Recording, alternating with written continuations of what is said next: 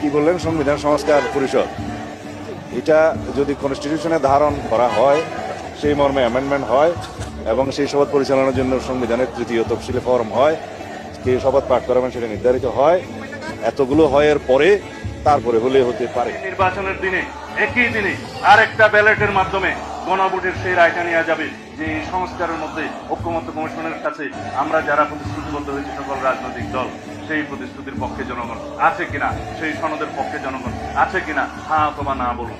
যদি জনগণ হ্যাঁ বলে তাহলে সেই পার্লামেন্ট, সেই নির্বাচিত সংসদের প্রত্যেকটা সংসদ সদস্য আইনানুগভাবে ম্যান্ডেট প্রাপ্ত হবে এই সনদ বাস্তবায়নের জন্য, তারা বাধ্য থাকবে সেই সনদ বাস্তবায়নের জন্য।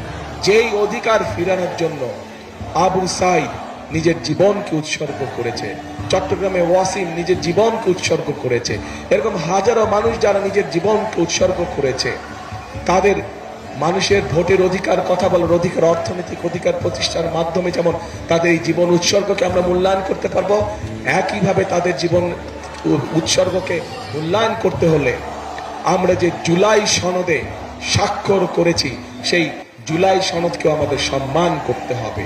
এবং সেজন্যই আপনাদের সকলকে অনুরোধ করব যে ধানের শীষে যেমন সিলটা দিবেন 12 তারিখে, একই সাথে আপনাকে যে দ্বিতীয় ব্যালট পেপারটি দিবে হ্যাঁ এবং না, সেখানে হায়ের পক্ষে দয়া করে আপনারা রায় দিবেন।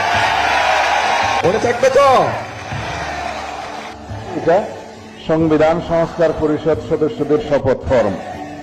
আমরা কেউ সংবিধান সংস্কার পরিষদের সদস্য হিসেবে নির্বাচিত হইনি।